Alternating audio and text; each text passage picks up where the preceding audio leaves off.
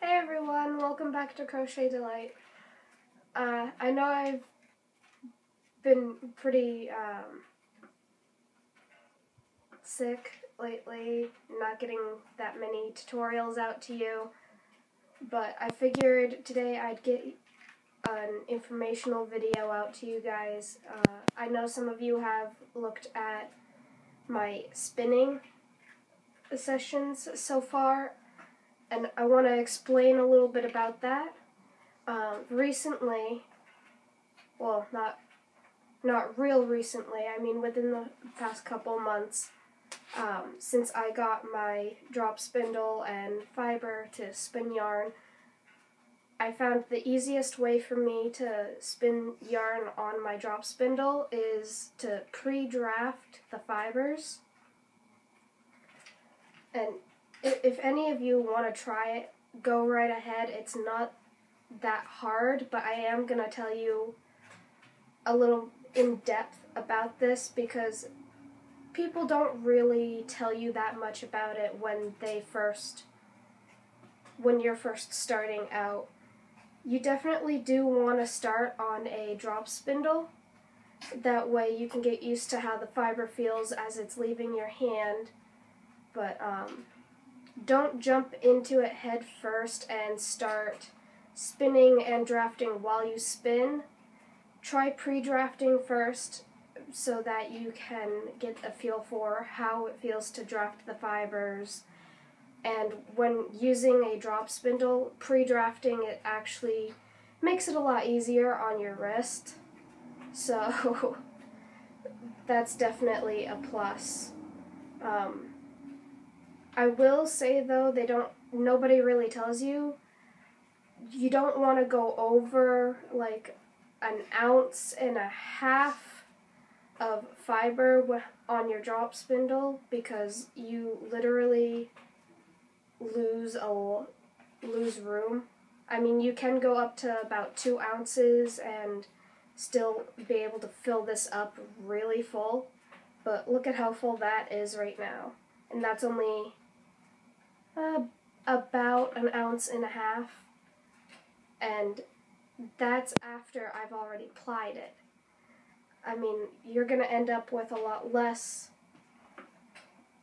Well, it's going to look like a lot less when you first spin it, but when you ply it, what people don't say is that it fills up pretty fast.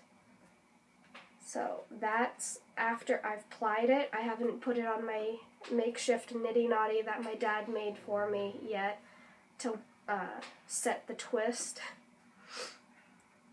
But some of the things you really should do is, start out with about 1 ounce until you get used to it, and then maybe go and do 2 ounces, really fill up your spindle. You will want to get a lazy Kate and bobbins for when you go to ply your yarn, even when you're using a drop spindle, even if you don't have a wheel, because it will make it a lot easier from what I'm noticing. I don't have a lazy Kate or bobbins, so that's something I'm going to invest in a lot sooner than my wheel, because it's going to make it a lot easier to ply the yarn. Cause it's really just a mess, if not. But when you're spinning your yarn and when you're plying it, it's going to be two completely different things. You're going to have two completely different methods for how you ply it and how you spin it. How you spin it, you're just going to find your own rhythm. And it's the same thing with when you're plying it. You're going to find your own rhythm on what works best for you, like how you're going to ply it. And I'm pretty sure the easiest way would to use a bobbin and a lazy Kate. That way your yarn isn't rolling all over the place. I had to put mine in a basket to make sure that it stayed in one place. But, yeah, that's pretty much it for that little piece. I know a lot of people are going to say, don't pre-draft, you're not going to grow your skills. Well, if you're a beginner, and even if you're experienced, if you're using a drop spindle, definitely pre-draft when you're first starting out, because it is going to save your wrist. Yes, it is a whole nother step, but it's going to save your wrist a little tension, a little hurt. Your wrist isn't going to hurt as much when you're pre-drafting, and yes, it is going to take a lot longer because you're pre-drafting first. So it's not like you're drafting and you're spinning at the same time. You're actually adding a whole new complete step right before you spin, and that's what I've been doing. And you don't want to pre-draft too thin, and you don't want to pre-draft too thick. So if you pre-draft, you're actually going to really get to know the best thickness on how to draft your fibers. It is another step, but it is going to save your wrists. So you don't have to listen to the people that swear by no pre-drafting, because that's just how they do it. If you're just starting out, it is a lot easier to pre-draft, and you're going to be happy with the results. You're going to be really happy. Another thing is, this is something that people mention, but it's not mentioned enough. Your yarn is not going to come out perfect.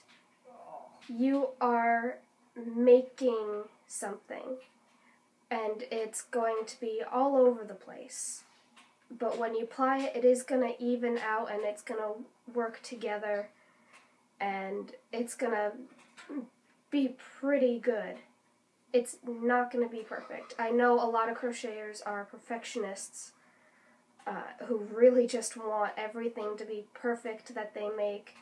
And spinning yarn, I'm kind of a perfectionist, and I cannot get my yarn perfect. And that is 100% okay. You're still going to be ecstatic about how the results are, because it's something that you made. You made it with your own hands. It's not been in a factory. It's not been on a giant machine. It's with your own two hands. And people are going to look at it as, oh, wow, they actually took the time to make this instead of going out and buying it. I mean, because when you buy it, it's all done for you. But when you make it, it's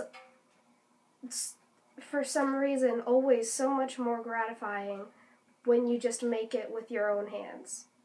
And it's never going to come out perfect, but that's the beauty of it, because it's unique. Just like in crochet, if you accidentally skip a stitch and you don't realize it until like 30 rows or rounds in, and you really don't want to undo it, it's okay. It's a flaw, but it's a beautiful flaw.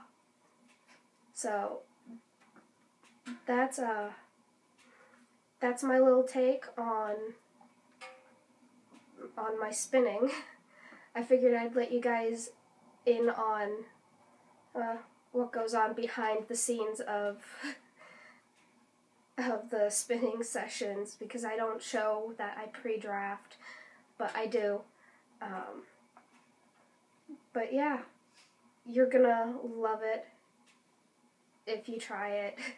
I mean, you don't have to try it, and you don't have to feel intimidated to try it, because it's actually really relaxing. It's just as relaxing as actually crocheting. And then if you go and you not only make the yarn, but then you make something out of that yarn, that feeling just amplifies. Because you're like, oh my god, I didn't just make this, I made the entire thing. I made the material. I made the product out of the material that I made. You're gonna love the feeling, and it's gonna feel so good, and when somebody compliments you on it, that's just gonna make you feel a lot better, and you're gonna love it. So don't be afraid to try it. I know I definitely was afraid to try it for quite a while. I've wanted to do it, but I just didn't until about a couple months ago. But yeah, alright. So with that being said, Hot Off the Hook Friday is still going to go on. This is probably going to be my Hot Off the Hook, and it does count because there's a little hook at the end of your drop spindle. So that's going to count. Go ahead and send in your entries down in the description box. I'll leave my email. It's in every description box of every video, so you can always find the email to send it in. And I hope to see a lot of you participating really soon. I mean, I've had quite a few people, well, not quite a few people, but quite a few repeats, and they just love it, and I love seeing them come back and share their stuff. So, alright, happy hooking, everyone!